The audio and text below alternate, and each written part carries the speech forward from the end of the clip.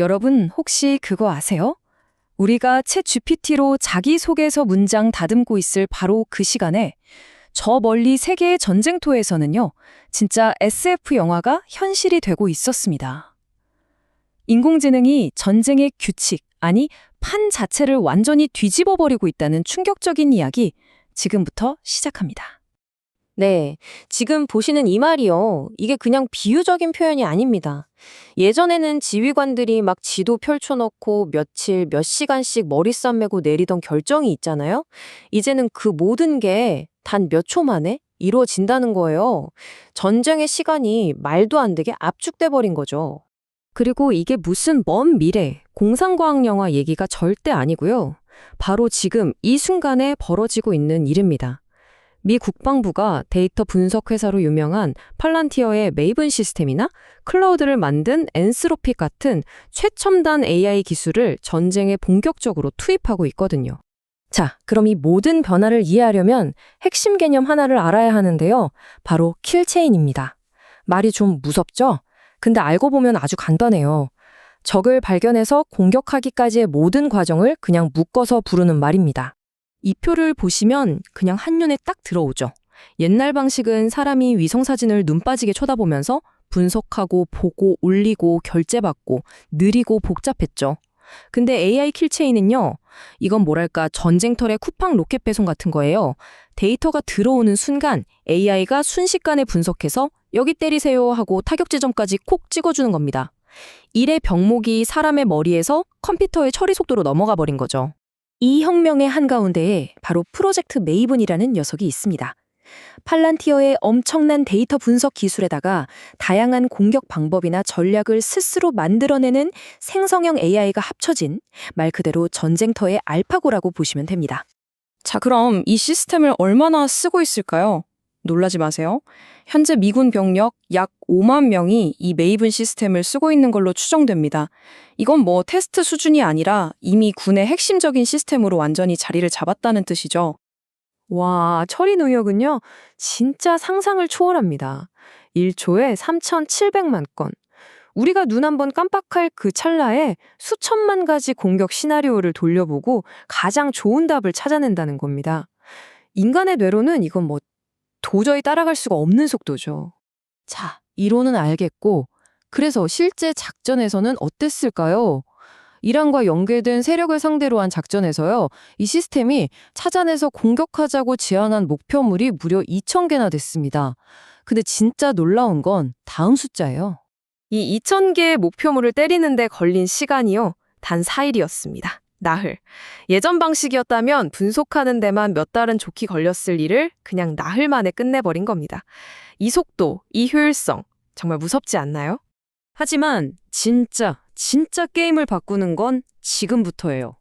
AI가 단순히 저기 목표물이 있다 하고 찾아내는 단계를 넘어서서 이제는 스스로 전략적인 추론이라는 걸 하기 시작했다는 겁니다. 네, 바로 이 질문입니다. AI가 정말 인간처럼 생각할 수 있을까? 지금 군사 AI가 도달한 단계가 바로 이 추론이라는 정말 놀라운 단계에 들어서고 있습니다. 여기서 말하는 추론이라는 게요, 그냥 저거 탱크네? 하고 알아보는 수준이 아니에요. 그건 옛날 AI죠. 지금은 저 탱크를 파괴해야 하는데 주변의 민간인 피해는 없게 하려면 어떤 무기를 어떤 각도로 어느 시점에 쏴야 가장 효과적일까?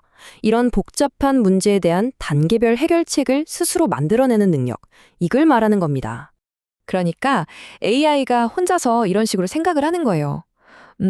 일단 지형이랑 목표물부터 싹 분석하고 여기에 가장 좋은 무기는 이거겠군. 이걸 쐈을 때 피해 범위는 이 정도가 될 거고. 좋아, 최종 행동 계획은 이렇게 하자 하고 제안하는 거죠. 이건 뭐 전쟁터에 수만 명의 천재 참모들이 동시에 달라붙어서 작전 짜는 거랑 똑같은 효과인 겁니다. 자, 그런데요. 이렇게 눈부신 기술 발전 뒤에는 항상 어두른 그림자가 따라오기 마련이죠.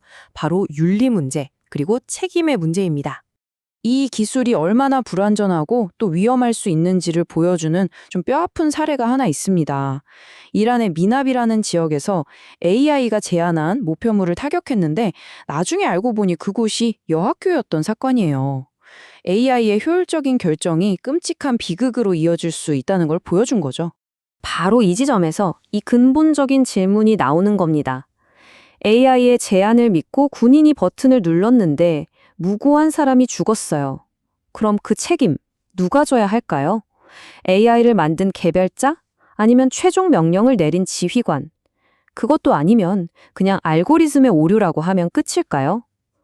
이 문제는 지금 미군 내부에서도 그리고 엔스로픽 같은 기술 기업들 사이에서도 가장 뜨거운 논쟁거리입니다. 그렇다면 이 거대한 기술의 파도 앞에서 우리 인간은 과연 어디에 서 있는 걸까요? 전쟁의 패러다임이 어떻게 바뀌고 있는지 한번 정리해 보겠습니다.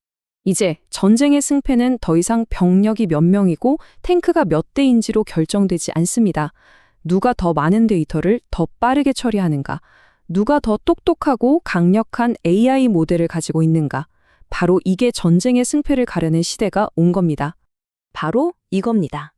이게 바로 팔란티어나 엔비디아 같은 빅테크 기업들이 단순히 돈 잘 버는 회사가 아니라 이제는 지정학적인 힘의 중심에 서게 된 진짜 이유예요. 왜 미군이 팔란티어 없이는 작전을 못하고 전 세계가 엔비디아의 AI 칩을 구하려고 그야말로 총성 없는 전쟁을 벌이는지 이제 좀 이해가 되시죠? 결국 우리는 맨 처음 던졌던 질문으로 다시 돌아오게 됩니다. 기계가 초 단위로 사람의 생사를 결정하는 세상에서 과연 인간은 마지막 순간에 결정을 내리는 주체로 남을 수 있을까요? 아니면 그저 AI가 벌이는 빠르고 압도적인 전쟁을 옆에서 지켜보는 구경꾼으로 전락하게 될까요? 여러분은 어떻게 생각하시나요?